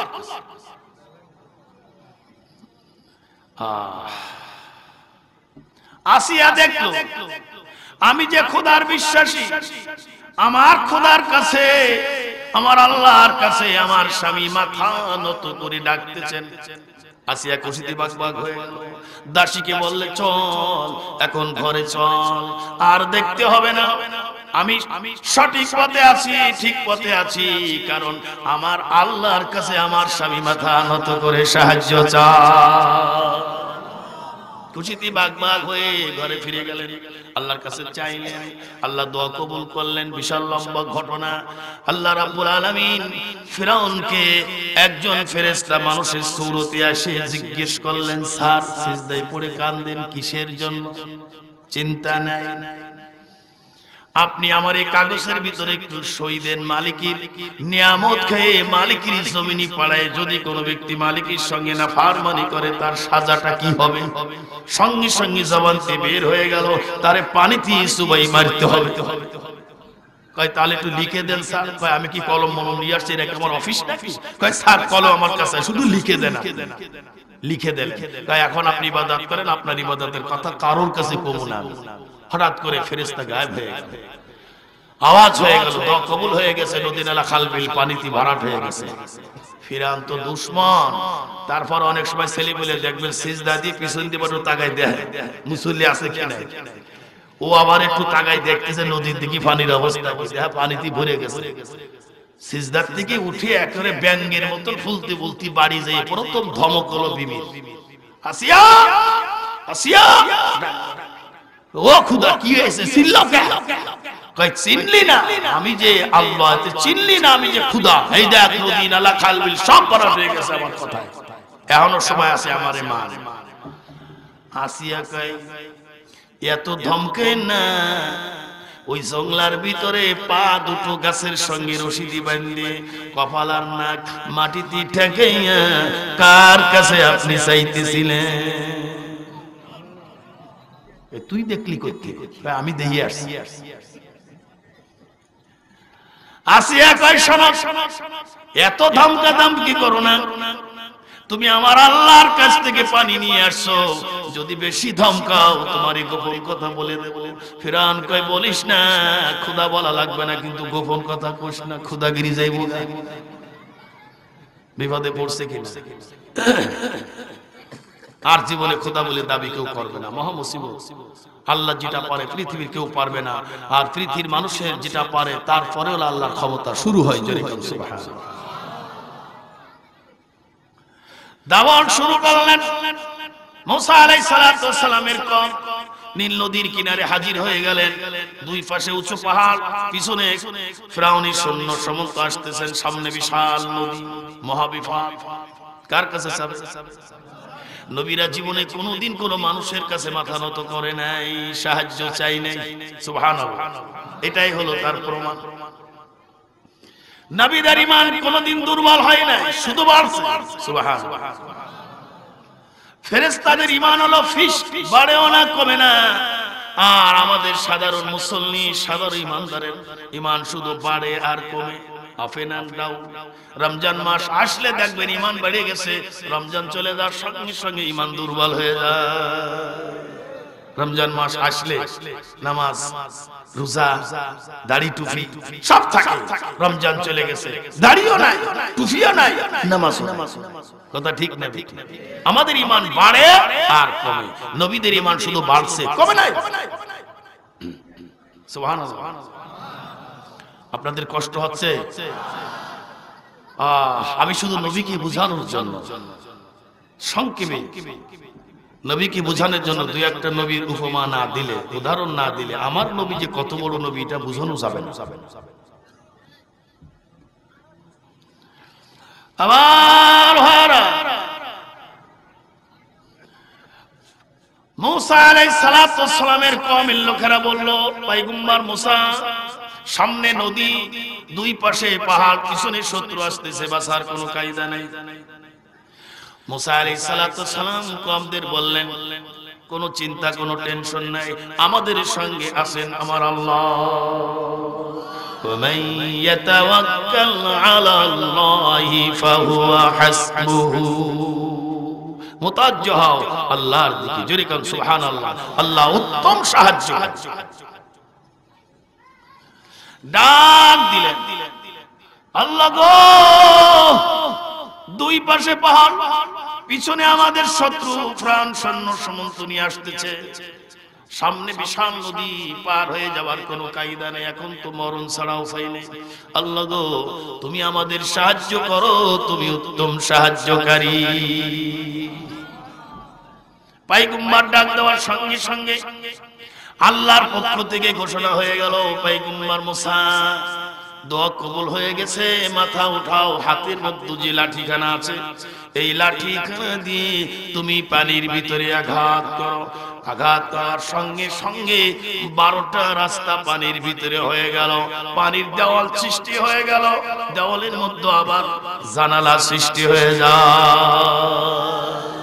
আজ পর্যন্ত কোন বৈজ্ঞানিক পারে নাই পানির দেওয়াল সৃষ্টি করতে, পারছে?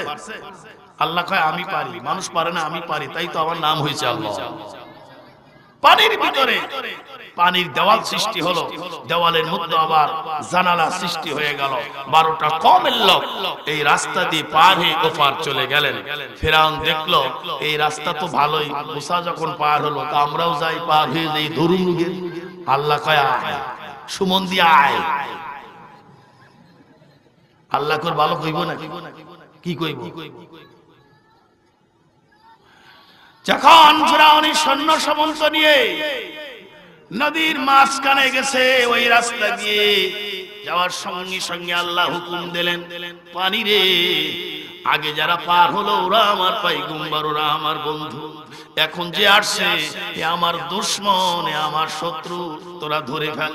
পানি সঙ্গে সঙ্গে দেওয়াল ভেঙে চুরমার করে পানিতে ধরে ফেললে। ইঁদুর যেরকম চুবাই চুবাই মারে, আল্লাহ ওইভাবে পানির ভিতরে সুবাই সুবাই মারছেন। ফিরআউনের সৈন্য সমস্ত সব, ফিরআউন সব শেষ। আল্লাহু আকবার। ফিরআউন মরছে, খুশি না বেজার?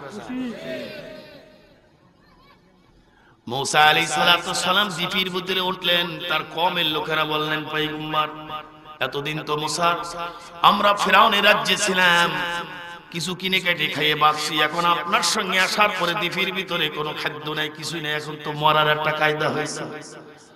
মুসা আলাইহিস সালাতু ওয়াস সালামের কওমের ঈমান ছিল দুর্বল, মুহাম্মদ সাল্লাল্লাহু আলাইহি ওয়াসাল্লামের উম্মতের ঈমান হলো শক্তিশালী। জোরে কর সুবহানাল্লাহ। আল্লাহর কাছে ডাক দিলেন, আল্লাহ গো, এখন এই মুসিবত, খাদ্য নাই, আমার কম কি খাওয়াই বাঁচাবো, তুমি একটা ব্যবস্থা করে দাও। আল্লাহর সঙ্গে সঙ্গে জবাব দিয়ে বললেন, টেনশনের দরকার নাই, আমি আল্লাহ দোয়া কবুল করে নিলাম, জান্নাত থেকে ভুনা পাখির গোশত খাওয়াও, তোমার উম্মতের জন্য টাইম আর সঙ্গে সঙ্গে খানা হাজির হয়ে যাবে, জান্নাতি খানা, মান্না ওয়া সালওয়া, জান্নাতি পাখি গোশত, ভুনা গোশত এসে হাজির হয়ে গেল। সুবহানাল্লাহ। কত বড় পাওয়ারফুল নবী! আল্লাহর কাছ থেকে উম্মতের জন্য জান্নাত থেকে বোনা গোশত, পাখির গোশত তিনি বাজেট করে নিয়ে খাওয়াইছেন কত ক্ষমতাবান নবী। সুবহানাল্লাহ। আবার ভাইরা, এত ক্ষমতাবান নবী হওয়ার শর্ত আমার নবী মুহাম্মদ রাসূলুল্লাহ সাল্লাল্লাহু আলাইহি সাল্লামের উপরে মুসা পয়গম্বর উঠতে পারে না। নবীদের ভিতরে কয়েকজন নবী আল্লাহ পাক তাদেরকে অলৌকিক ক্ষমতা দান করেছেন। সমস্ত নবীদের মুজিজা ছিল। মুসা আলাইহিস সালামের লাঠি হলো নবুয়তি মুজিজা। নবীদের নবুয়তি প্রমাণ করার জন্য আল্লাহ বিশেষ বিশেষ অলৌকিক শক্তি ঘটনা আল্লাহ দিয়েছেন। এটা হলো নবীদের মুজিজা। এর মাধ্যমে প্রমাণ হবে তিনি নবী। সুবহানাল্লাহ। আমাদের নবী পূর্বে যে নবী আসছিলেন এই নবীর নাম কি? ঈসা রূহুল্লাহ। কত বড় ক্ষমতাশীল নবী, বিনা বাপে জন্মগ্রহণ করেছেন। ঈসা রূহুল্লাহর বাপ নাই। এখনো খ্রিস্টানরা ভুলের মতো আছে যে ঈসা যিশু খ্রিস্টান, তিনার পিতা হলো আল্লাহ। যেটা নাউজুবিল্লাহ, আল্লাহর সন্তান। তাদের এই কুফরি আকীদা, কিন্তু আল্লাহ তার থেকে পবিত্র। এটা আল্লাহ কোরআনের মাধ্যমে ঘোষণা করে দিয়েছেন, আমাকে কেউ জন্ম দেয় নাই, আমিও কাউকে জন্ম দেই নাই, এর থেকে আমি আল্লাহ পবিত্র। জোরে বলেন সুবহানাল্লাহ। পড়েন কোরআন শরীফ, পড়লে সওয়াব হবে না গুনাহ হবে? বিসমিল্লাহির রহমানির রহিম।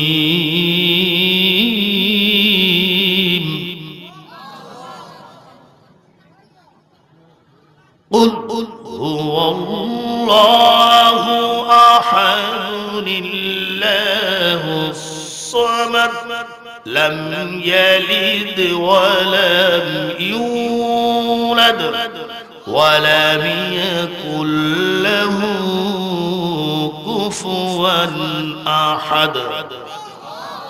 কার কথা? আল্লাহ নিজেই বলতেছেন, আমাকে কেউ জন্ম দেয় নাই, আমিও কাউকে জন্ম দিই নাই। তাহলে যিশু খ্রিস্টান, খ্রিস্টানরা ঈসা রূহুল্লাহকে আল্লাহর পুত্র মনে করে, এটা সম্পূর্ণ মিথ্যা এবং এই আকীদা হলো ভ্রান্তি, কুফরি আকীদা। কিন্তু আল্লাহ পারেন বাপ ছাড়া সন্তান দিতে। আল্লাহ ক্ষমতা আসেনি? আছে। বাপ মা ছাড়া, বাপ মা দুটা ছাড়া পারে? পারে। মা ছাড়া পারে। আদম আলাইহিস সালামের বাপও নাই, মাও নাই। আছে? মা হাওয়া আলাইহিস সালামের মা আছে? মানে মা হাওয়া আলাইহিস সালাম কার পেটের থেকে হয়েছে বলেন তো? আমরা জানি যে মেয়ে লোকের পেটে সন্তান হয়, তাই জানি না? কিন্তু সর্বপ্রথমে যে মেয়েটা আল্লাহ বানাইলেন, সেই মেয়ে লোকের নাম আমাদের আদি পিতা বাবা আদম আলাইহিস সালামের বাম পাজরের কাঠি দিয়ে মা হাওয়া আলাইহিস সালামকে বিশ্ব সুন্দরী বানিয়েছেন আল্লাহ। তাহলে পুরুষ থেকে মহিলা হইল, পুরুষ থেকে কি হইল? মহিলা হইল। আল্লাহর সিস্টেম কত সুন্দর। এই পৃথিবীর ভিতরে 5 জন মহিলাকে আল্লাহ বানাইছেন বিশ্ব সুন্দরী করে। তাদের এত রূপ চেহারা আল্লাহ দান করেছেন, বেহেশতের হুর পর্যন্ত তাদের চেহারার কাছে, তাদের সৌন্দর্যের কাছে হার মানছেন। সুবহানাল্লাহ। এত সুন্দর করে আল্লাহ তাদেরকে বানাইছেন। তার মধ্যে সর্বপ্রথমের বিশ্ব সুন্দরী যিনি জান্নাতের হুরের সৌন্দর্যকে হার মানিয়ে দিয়েছেন, তিনি হলেন মা হাওয়া আলাইহিস সালাতু ওয়াস সালাম। যেরকম সুবহানাল্লাহ। এত সুন্দর করে আল্লাহ বানাইছেন। এই জন্য আল্লাহ কোরআন শরীফে বলেছেন, আমি সুন্দর করে সুন্দর চেহারা আকৃতি দিয়ে আমি বানাইছি মানুষকে। মানুষ হলো সকল সৃষ্টির সেরা সৌন্দর্য। যেরকম সুবহানাল্লাহ। মা হাওয়া আলাইহিস সালামকে আল্লাহ পাক বানাইছেন বেহেশতের ভিতরে। বাবা আদম আলাইহিস সালামের বাম পাজরের কাঠি দিয়ে বেহেশতের বিশ্ব সুন্দরী বানাই সাজাই গাজাই পুতুলির মতো বেহেশতের ভিতরে রাখছেন। সুবহানাল্লাহ। নারীরা হলো পুরুষের জন্য নিয়ামত। সুবহানাল্লাহ। নারীরা কি পুরুষের জন্য নিয়ামত। আল্লাহ কোরআনের ভিতরে বলে দিয়েছেন, আমি নারীদেরকে সৃষ্টি করেছি পুরুষের আরামের জন্য, শান্তির জন্য, খেদমতের জন্য। সুবহানাল্লাহ কইবেন না? কিন্তু এখন উল্টো সামজে না, এখন নারীদের খেদমত করার জন্য পুরুষরা লাগছে। কথা ঠিক না বেঠিক? দুইজন নারীর মাথার ভিতরে আল্লাহ যে বুদ্ধি, যে ব্রেন দিয়েছেন, একজন পুরুষের মাথার ভিতরে আল্লাহ তাই দিয়েছেন। সুবহানাল্লাহ। আবার বাপ ছাড়া মা ছাড়া সন্তান বানাইতে পারেন আমার আল্লাহ। ঈসা রুহুল্লাহ, বাপ নাই, বিনা বাপে আল্লাহ কুদরতি ভাবে হযরতে মারিয়ার ঘরের ভিতরে ঈসা রুহুল্লাহকে আল্লাহ দান করলেন, ভূমিষ্ঠ হয়ে গেল। কিতাবের ভিতরে লিখছেন, হওয়ার সঙ্গে সঙ্গে মারিয়ার চোখ বেয়ে বেয়ে পানির ফোঁটা পড়তেছেন মাথার নিচু। দোয়া করতে জানলাম, এই মুহূর্তে যদি মাটি ফাঁক হয়ে যাইত, মাটির ভিতরে ঢুকে যাইতাম। আমার তো বিয়ে শাদী হয় নাই, পবিত্র নারী, কেউ স্পর্শ করে নাই, এই সন্তান তুমি দিলে সমাজের মধ্যে কিভাবে আমি মুখ দেখাবো? সতী নারী। সুবহানাল্লাহ।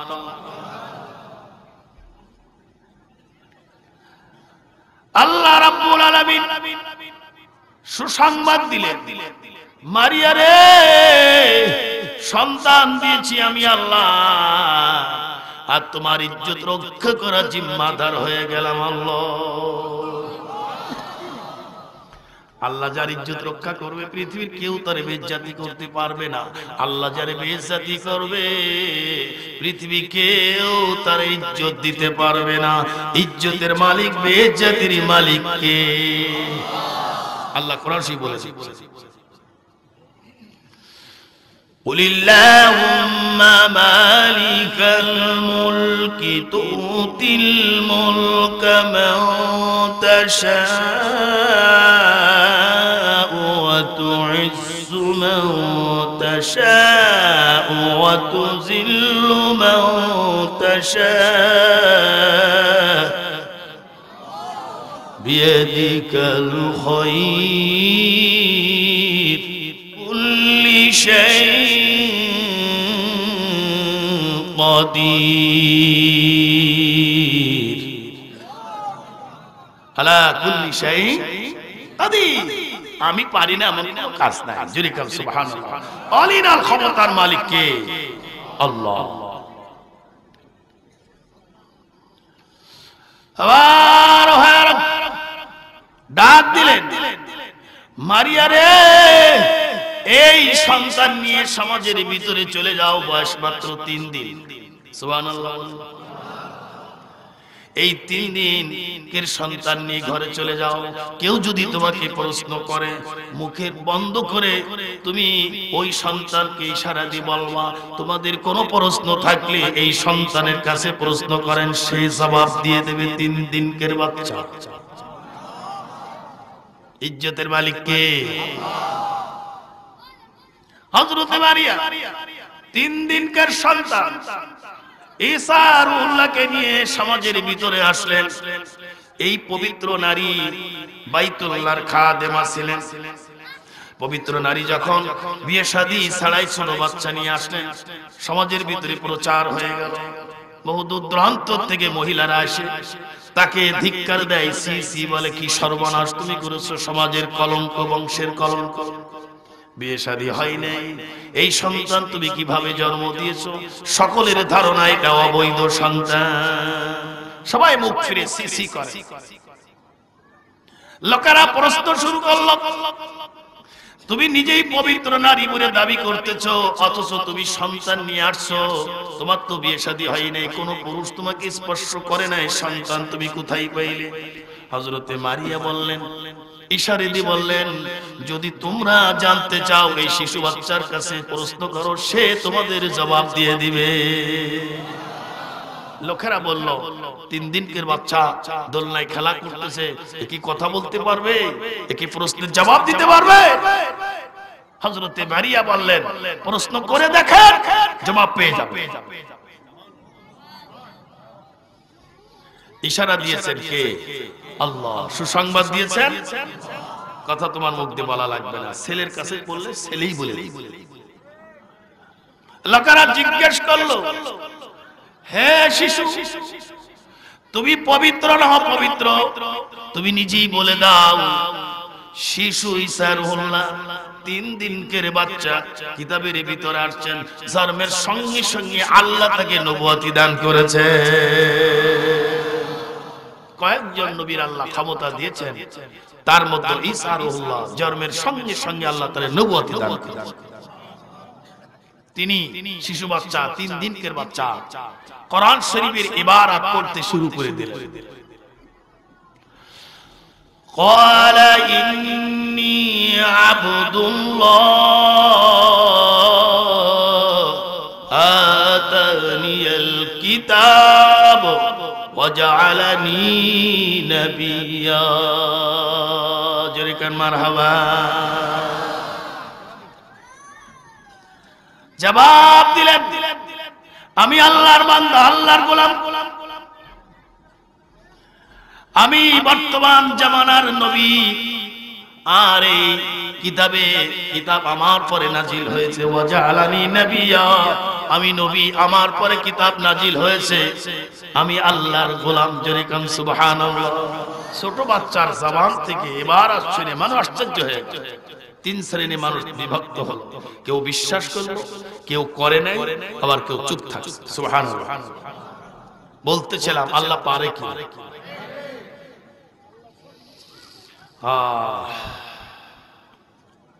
ঈসা রুহুল্লাহ নবুয়তি লাভ করলেন, সমাজের ভিতরে দাওয়াত শুরু করে দিলেন। কওমের লোকেরা বিভিন্ন অত্যাচার শুরু করলেন। শেষকালে এক পর্যায়ে লোকেরা প্রশ্ন করলেন, আপনি যে নবী, তার প্রমাণ কি? তার প্রমাণ যদি দেখাইতে পারেন আমরা কলেমা পড়ে সব মুসলমান হয়ে যাব। ঈসা রুহুল্লাহ বলেন, কি তোমরা দেখতে চাও? লোকেরা বলল, আমরা মরা মানুষ জিন্দা করা দেখতে চাই। ঈসা রুহুল্লাহ আগেই বলেছেন, আমার আল্লাহ আমাকে এমন ক্ষমতা দান করেছে যেটা আমি পারি, তোমরা পারো না। আমি মরা মানুষগুলো জিন্দা করে দেখাইতে পারি। লোকেরা বলল, তাহলে আসুন, রাস্তার ধারে পুরানো একটা কবর, অনেক পুরানো। লোকেরা বলল, এই কবর থেকে মানুষটাকে জিন্দা করে দেখান, দেখাইতে যদি পারেন আমরা কালেমা পড়ে মুসলমান হই। ঈসা রুহুল্লাহ এত ক্ষমতা আল্লাহ দান করেছিলেন, ওই কবরের পাশে দাঁড়িয়ে ডাক দিলেন, কুম বিইজনিল্লাহ। আমি ঈসা রুহুল্লাহ বলতেছি, কে আছো কবরের ভিতরে? আল্লাহর হুকুমই তুমি জিন্দা হয়ে যাও। সঙ্গে সঙ্গে কবর থেকে এক যুবক ছেলে জিন্দা হয়ে ঈসা রুহুল্লাহকে সালাম দিয়ে বললেন, আসসালামু আলাইকুম ইয়া ঈসা রুহুল্লাহ। চাচা আপনি কেমন আছেন গো? যুবক ছেলে উঠে সালাম দিয়ে সম্মান করে চাচা বলে ডাকছে। ঈসা রুহুল্লাহর একটু মাইন্ডে লাগছে যে আমারে চাচা গুলো সালাম দিল, ঠিক আছে, সম্মান করলো, আমারে চাচা গুলো ওর বাপের ভাই নাকি আমি? চাচা গুলো লোকেরা দেখতেছেন ঈসা রুহুল্লাহ ডাক দিলে মারা মানুষ জিন্দা হয়ে গেছে। আমি অনেক সময় বুঝনের জন্য বলি, প্রধানমন্ত্রী ক্ষমতা বেশি না সাধারণ মন্ত্রীর ক্ষমতা বেশি? সমস্ত নবীদের সর্দার, সমস্ত নবীদের নবী, আল্লাহর পরে যার স্থান তিনি হলেন আমাদের প্রিয় নবী মুহাম্মাদুর রাসূলুল্লাহ সাল্লাল্লাহু আলাইহি ওয়াসাল্লাম। মুসা নবী যদি মরা মানুষ জিন্দা করে দেখাইতে পারে, ঈসা রুহুল্লাহ তিনি যদি মরা মানুষ জিন্দা করে দেখাইতে পারে, আমার নবীর পার বুঝি কম? হ্যাঁ, নবী তো পারবো না। হ্যাঁ, সমস্ত নবীদের সর্দার আল্লাহ যার জন্য পাগল। আল্লাহ আশিক বান্দা মাশুক মিকো নাম, আল্লাহ আশিক বান্দা মাশুক মিকো নাম, বান্দা আশিক মওলা মাশুক মিকো নাম। সকলে বলেন আল্লাহ আল্লাহ আল্লাহ আল্লাহ। দূরে যারা আসেন কাছে চলে আসেন, এখনই মোনাজাত। মাফ করো, মাফ করো মাওলা এই সবাকারে, আরো মাফ করো গো মাওলা যারা ঘর বাঁধেছেন কবরে। মাফ করো, মাফ করো মাওলা এই সবাকারে, আরো মাফ করো গো মাওলা তোমার বন্ধুর খাতিরে, আরো মাফ করো গো মাওলা তোমার কুরআনের খাতিরে। আদর করে মানুষ আল্লাহ বানায়া, কেমনে দিবেন জাহান্নামে ফেলা,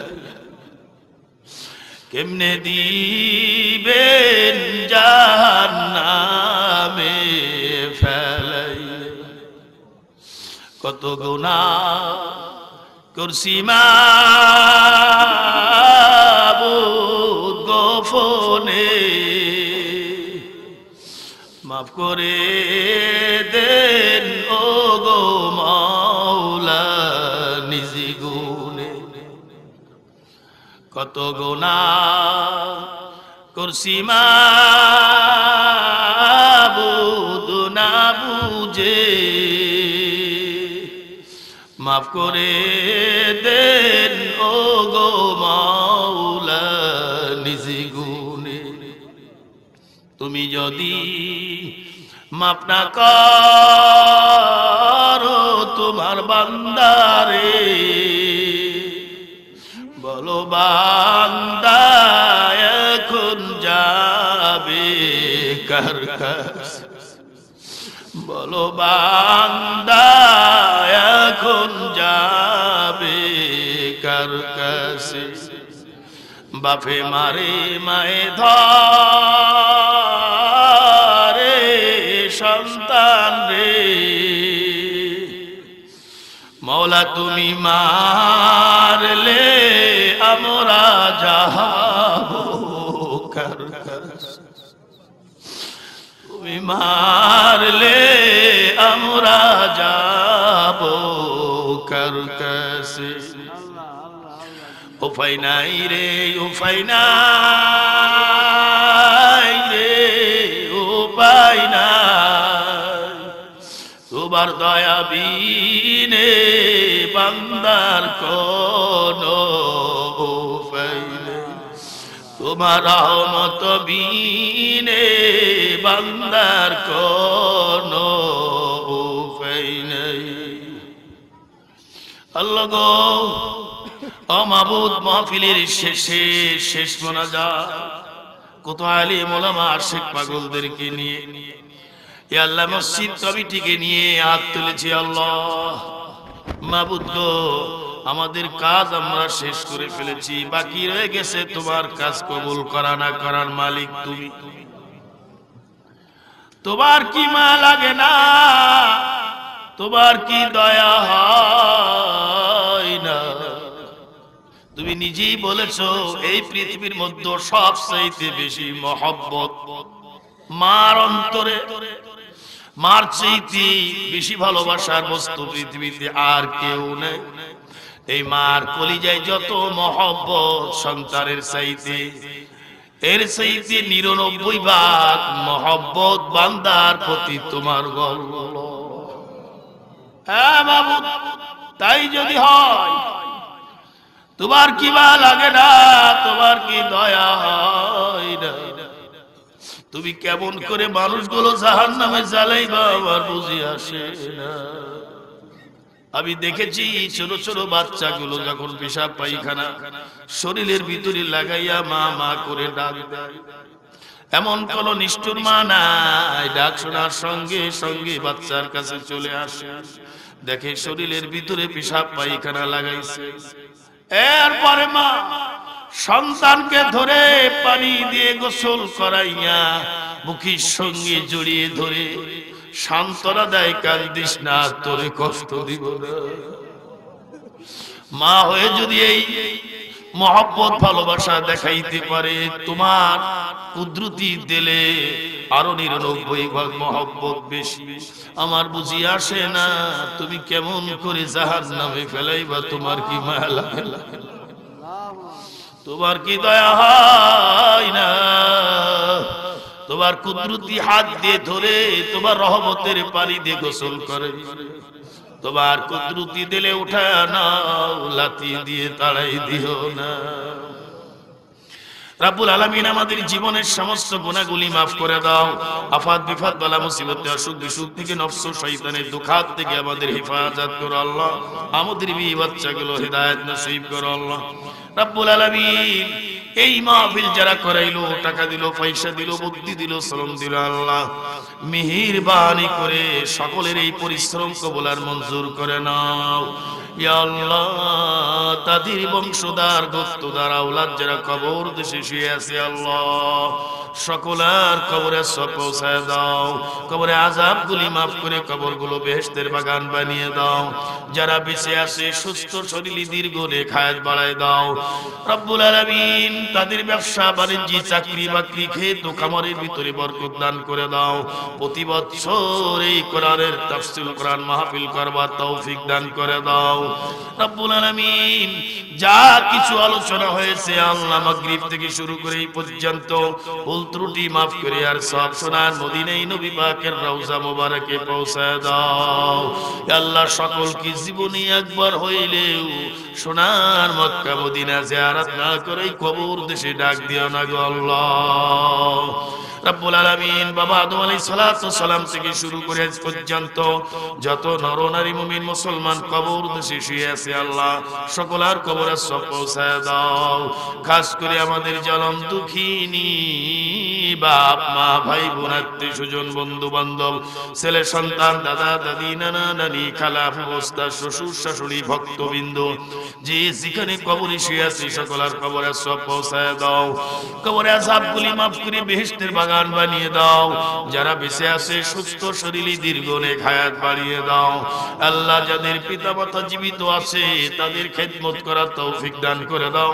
পিতা মাতার সঙ্গে ভালো ব্যবহার করার তৌফিক দান করে দাও।